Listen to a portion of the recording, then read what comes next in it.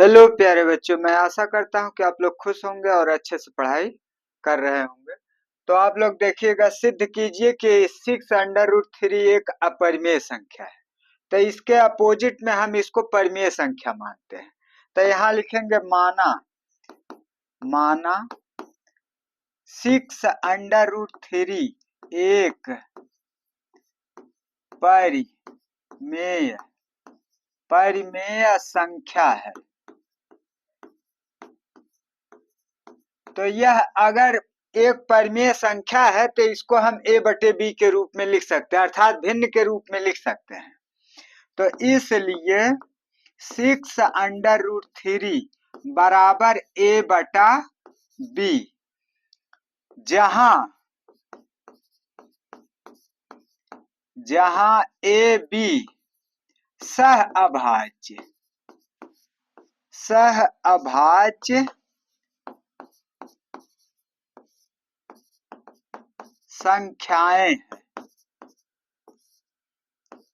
संख्याएं हैं तथा b is not equal to 0 और b जो है शून्य के बराबर नहीं। तो अब हम जो है इसके दोनों पक्ष, अब इधर जो है 6 का गुणन हो रहा है तो उधर ले जाएंगे 6 का भाग हो जाएगा। तो यह हो जाएगा √3 बराबर a/6b। तो अब हम देख रहे हैं 6 भी पूर्णांक है, a भी पूर्णांक है, b भी पूर्णांक है, तो इसका मतलब यह एक परिमेय संख्या है। तो अब हम यहाँ लिखेंगे चूंकि 6ab पूर्णांक है,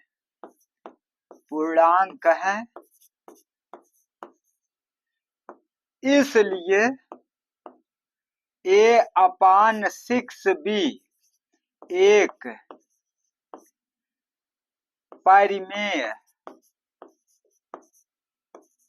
परिमेय संख्या होगी, एक परिमेय संख्या होगी।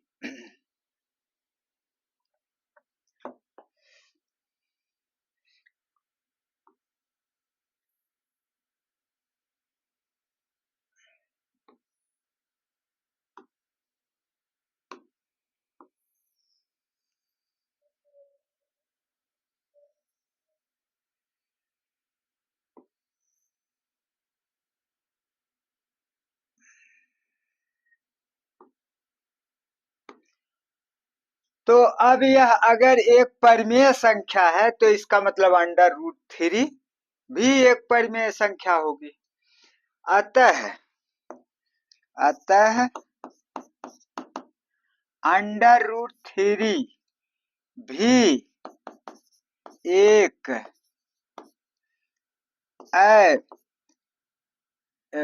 एक परिमेय, अतः √3 भी एक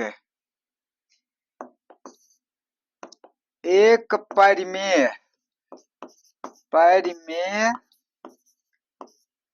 संख्या होगी।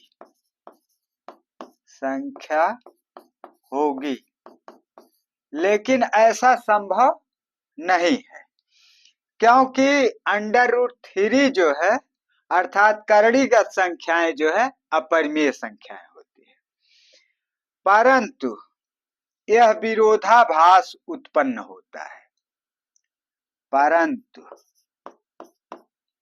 परंतु यहाँ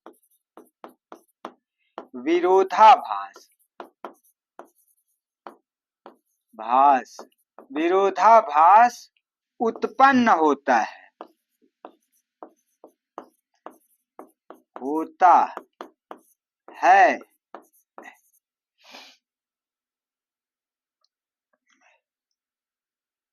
विरोधाभास उत्पन्न होता है,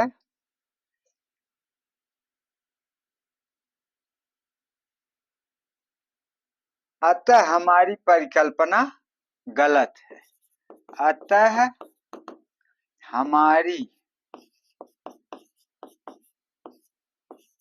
परिकल्पना, हमारी परिकल्पना गलत है।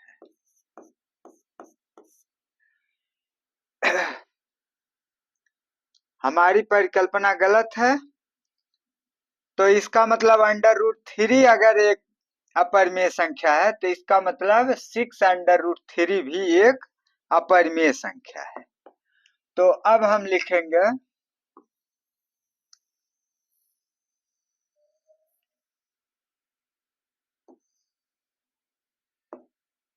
अतः 6√3 भी एक